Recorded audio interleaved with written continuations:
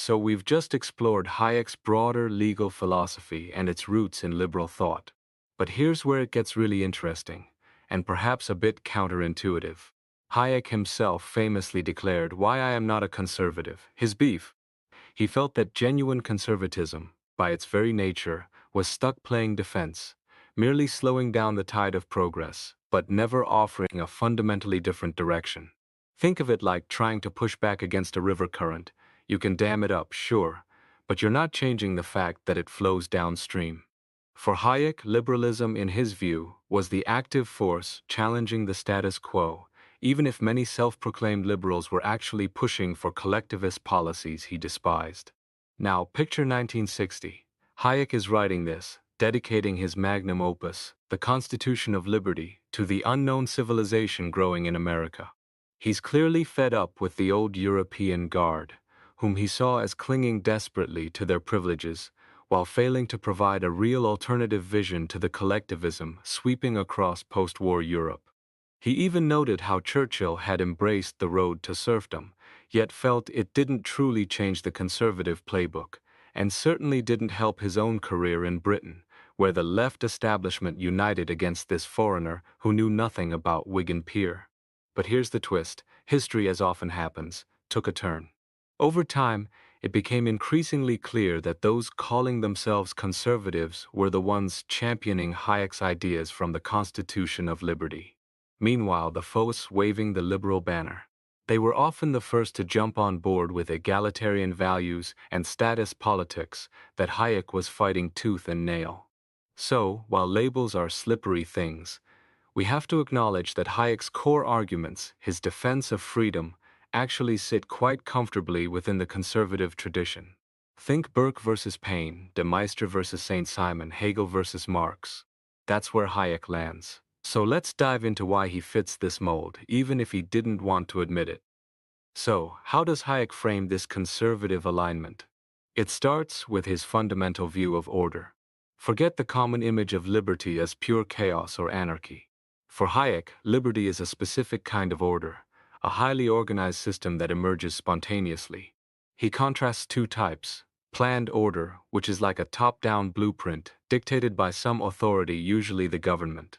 Think of a centrally planned economy, or a rigid command structure. Then there's spontaneous order, what he calls cosmos. This is the magic of the invisible hand Adam Smith talked about.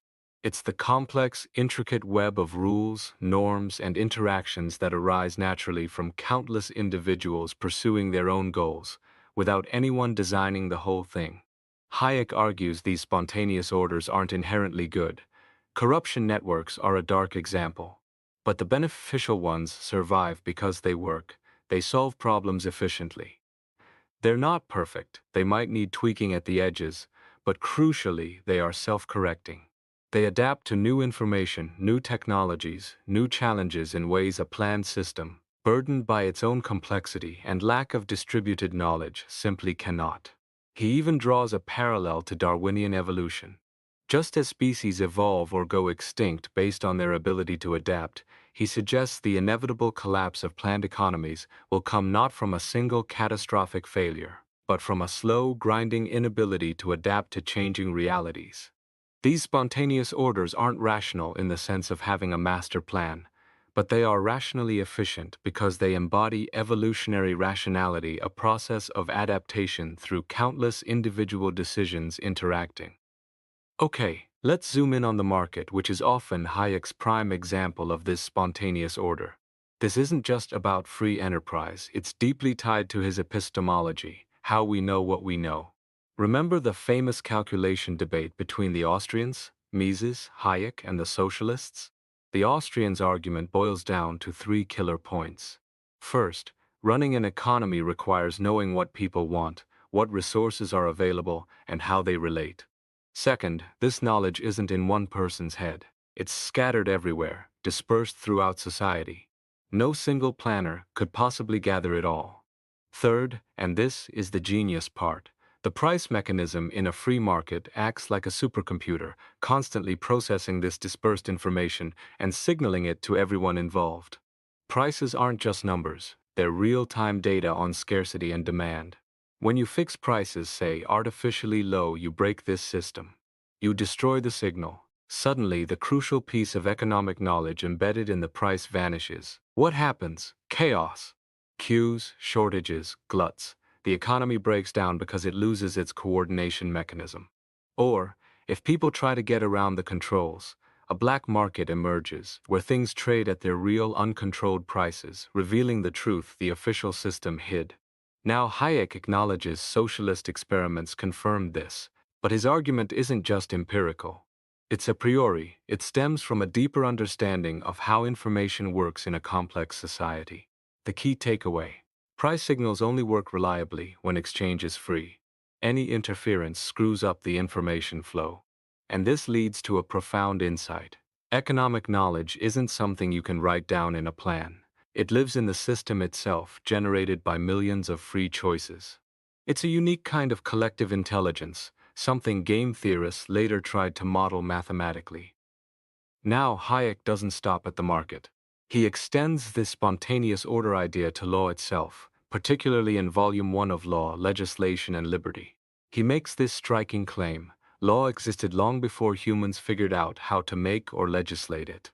It sounds almost paradoxical today given our focus on statutes. But Hayek argues that society presupposes law. You can't just form a society and then decide on the rules afterwards like Rousseau imagined. Law is real, even tacit, from the moment people start living together, especially with strangers. The judge's job, then, isn't to create law, but to discover it by looking at conflicts and uncovering the underlying assumptions that allow for resolution. He uses the English common law as the model. For centuries, Parliament wasn't seen as the ultimate lawmaker, but rather another court, adding rules to the existing body of precedent, much like the courts did.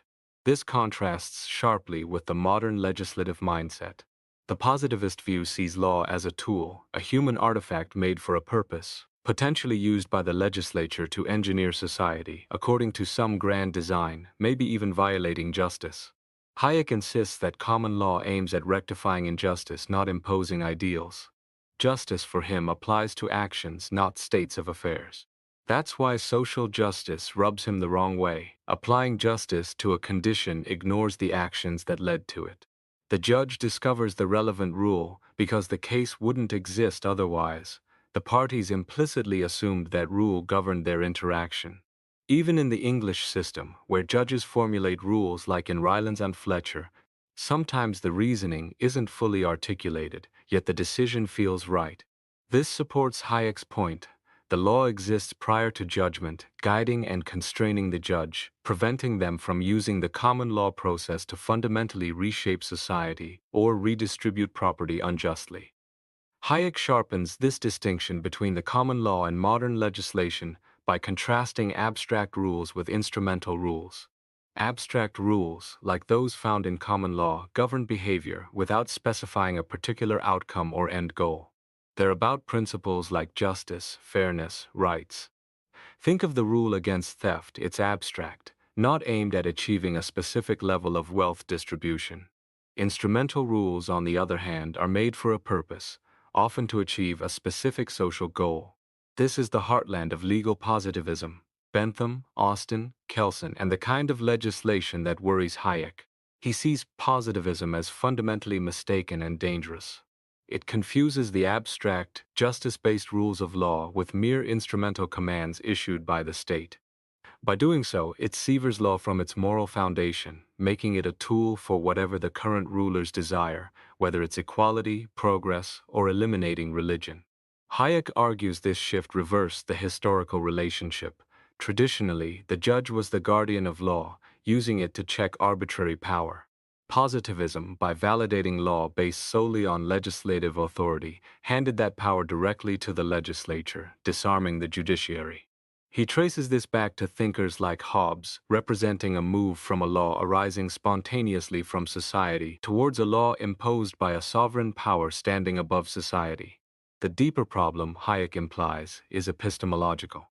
When law becomes purely instrumental, used to pursue specific goals, it operates in a vacuum. The very act of using it for a purpose destroys the reliable information base that makes predictable outcomes possible. Whether the goal is equality or economic growth, achieving it becomes a matter of luck, an unforeseeable side effect of actions that simultaneously undermine the ability to rationally intend or predict the result. It's like trying to steer a ship by constantly changing the rudder, randomly hoping to reach your destination. So, what's the payoff of this view of law? Hayek connects it powerfully to a very English strand of conservatism, particularly Edmund Burke's defense of tradition. Just as prices condense dispersed information about the present, abstract legal rules condense the lessons learned over generations. They are practical knowledge distilled from long experience, providing the parameters needed for cooperation among strangers. Following these rules equips us with wisdom tested by time, helping us navigate the unpredictable future. Think about customs, institutions, habits of thought. They represent accumulated solutions to complex social problems, often working even when individuals can't articulate precise reasons for them. Hayek's evolutionary rationality suggests these traditions, like market practices, are reasonable because they've been selected for by the invisible hand of social reproduction. Societies that reject well-functioning traditions risk maladaptation. This creates a fascinating alignment. Defending the free market, catalexy, and defending tradition become two sides of the same coin. Both are seen as indispensable sources of socially necessary knowledge, operating in different dimensions, the market synchronously, across space and time, tradition diachronically, across generations. The dead and unborn play their part through customs and laws. If you believe the market needs constraints, Hayek would say, look, the constraints are already there in the form of shared moral understandings and traditions. Trying to legislate a good society from scratch ignores this deep well of accumulated wisdom and risks destroying what makes a stable society possible in the first place. This explains why thinkers like Hume, Smith, Burke, and Oakeshott saw no fundamental conflict between a free market and a traditionalist vision. They trusted that the market, left to operate within the bounds of tradition and morality, would function best. But hold on, it's not quite that simple. While Hayek provides a powerful justification for both markets and traditions based on their role as repositories of spontaneous knowledge, these two orders can clash. Socialists weren't entirely wrong to worry about the corrosive effects of markets. Markets can erode traditional ways of life, turning everything into a commodity, blurring the line between things with intrinsic value and things with just a price tag. In fact, many of the traditions conservatives cherish can be understood precisely as bulwarks against the market. Take traditional sexual morality, emphasizing marriage, sanctity, and prohibitions on casual sex outside love vows. From a Hayekian perspective, this isn't just about morality. It's a device designed to take certain aspects of human life, sex, intimacy, off the market, protecting them from being treated as mere commodities subject to contract and exchange. What is sacred in a sense resists having a price tag. This highlights a limitation in Hayek's purely catalactic framework. The game of catalaxy doesn't fully capture the political dimension, or tell us when, or how, the state might reasonably interfere in the market to protect other spontaneous orders like tradition or morality, especially when they conflict. This tension, where should the line be drawn between the spontaneous workings of the market and the preservation of cherished traditions, is precisely where conservatism and socialism often find themselves meeting and clashing. Hayek gives us a powerful argument for the market and tradition, but not necessarily a complete roadmap for resolving their potential conflicts. Hayek's critique of socialism goes beyond economics into philosophy and even linguistics. His routine dismissal of social justice is central. For Hayek, there's no such thing as a just distribution of wealth or resources considered independently. Justice applies to actions. If people act justly, respecting others' rights, engaging in voluntary exchange, the resulting inequality is the natural, inevitable outcome. Attempts to legislate against this inequality, to force redistribution, are doomed to fail for two reasons. First, they inevitably involve injustice, taking property without consent, forcing people to work for others' ends. Second, they destroy the very information system they need to function properly, echoing his market arguments. He even launches a linguistic attack, calling social a weasel word. Like a weasel sucking eggs, he claims, social justice doesn't mean justice applied to society, but rather state control masquerading as concern for society. Social market means state distortion. Social morality means chilling puritanical edicts. The word social, used this way, doesn't refer to spontaneous society but to the state acting in its name, often to society's detriment. This linguistic critique brings him close to Orwell's observation about how totalitarian regimes corrupt language. Hayek saw that the Austrian economists struggled because they used words in their normal senses, while opponents had systematically loaded terms like socialism with negative connotations. However, Hayek himself admits he never fully solved a puzzle he frequently raised. Why did socialism, despite its evident flaws, achieve such widespread appeal and political success? He acknowledged Hume's point that opinion often governs interest. People are swayed by emotionally satisfying ideas, even if they contradict self-interest. But he never quite pinned down why this particular idea of equality held such enduring power over the human imagination. Hayek tackled this puzzle head-on in his essay, The Intellectuals and Socialism. He drew a sharp distinction between the scholar and the intellectual. The scholar, he said, is driven by a love of knowledge for its own sake, often working in obscure fields. The intellectual, however, is a second-hand dealer in ideas, eager for public influence, naturally drawn to visionary utopian theories that promise redemption and give intellectuals a special role. Here's Hayek's provocative claim. Socialists never lose credibility for proposing impractical schemes. Liberals and conservatives, on the other hand, are instantly discredited by any suggestion deemed impractical. Why? Because intellectuals dominate the public sphere, setting the agenda. They ensure debates look like they're happening within the socialist camp, making alternatives seem fringe. Hayek's analysis is sharp and resonates today, but it leaves a gap. He brilliantly diagnoses the appeal of socialism, but he doesn't fully explain the core tenet that seems to drive it: the commitment to social equality. This belief has shown remarkable staying power, surviving flawed theories and rational critiques. It's like theology, the doctrines change, but the faith in God endures. Equality, especially social equality, functions as a dogma for many socialist intellectuals. Hayek himself believed in equality before the law, derived from individualism, but rejected most other forms of equality as undesirable interferences. Yet, he never really grappled with why this passion for equality, this sense of inherent injustice requiring radical remedy, captured so many minds and fueled such political movements. So let's pivot to a conservative critique of Hayek, even as we admire his contributions. Hayek is undoubtedly a master of classical liberalism, rightly highlighting how liberty needs protection from the tyranny of the majority and the necessity of constitutional limits. He brilliantly argues that the state needs information generated within the spontaneous order of civil society, not imposed from above.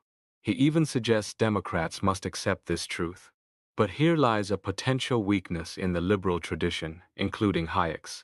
What holds this large sphere of spontaneous processes together? How does it defend itself against fragmentation? Classical liberals often lean on the social contract idea, tracing society back to a hypothetical agreement. But as thinkers like David Hume pointed out, this misses something crucial. Contract doesn't create the bond, it depends on it. Without a pre-existing sense of membership, belonging, why obey the contract?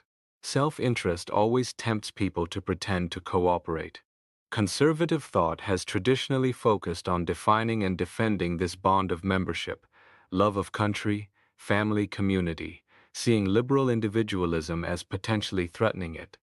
Contractual ties are vulnerable to self-interest. Bonds of membership are strengthened by shared trials, love, and loyalty. Hayek focused on methodological individualism. Explaining collectives through individual plans might overlook how individual plans rely on shared mental states, on a collective identity. He's wary of Hegelian notions of the Volk or Gemeinschaft, but membership isn't just another spontaneous order like the market or tradition. It's not a solution to a coordination problem. It's the condition from which both problems and solutions arise. It's the glue that holds the liberal project together, something Hayek doesn't give sufficient weight to. What is this membership Hayek underemphasizes? It's that politically charged first-person plural, the we that defines a nation, a people. It arises from shared history, language, territory, allegiance, creating a clear distinction between insiders and outsiders. Only when this sense of belonging is strong are people willing to submit to a common rule of law and prioritize contractual obligations to strangers over narrower tribal or family ties. This bond fuels motives like love of country, gratitude for what sustains us, and fear of dissolution and anarchy. These feelings create a reservoir of loyalty that allows communities to persist, overcoming the free rider problem. Loyalty enables sacrifice, the willingness to forego maximizing personal utility, even to lay down one's life for the sake of the group. Liberals, especially in Hayek's mold, often downplay or try to replace this with purely contractual relationships. But the conservative critique is that this ignores a vital element. Membership isn't just another spontaneous order. It comes with an imperative force often rooted in religion or secular nationalism. It's not a choice made in the marketplace. It's a given, a condition for social cohesion. When the conditions of membership are threatened, think of uncontrolled immigration from groups perceived as disloyal or antagonistic.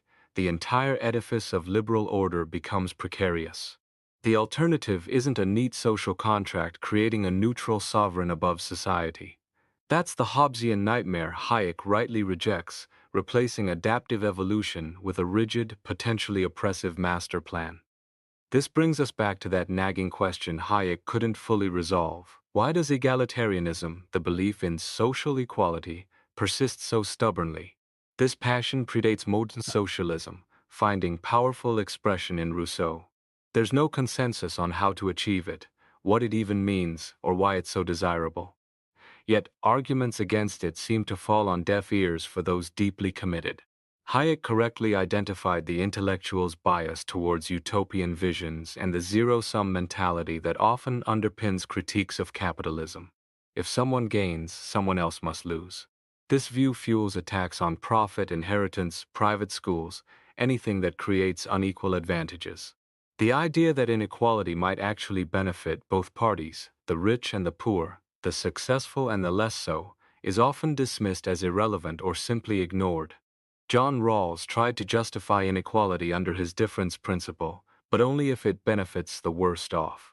But why must the justification be framed solely in terms of benefits to the underdog? Why not consider the benefits enjoyed by those at the top? Hayek's framework, focused on spontaneous order and individual liberty, struggles to account for this deep-seated human desire for equality, this sense of inherent injustice that seems to transcend mere economic calculation. It remains a profound challenge for any theory seeking to understand modern political dynamics.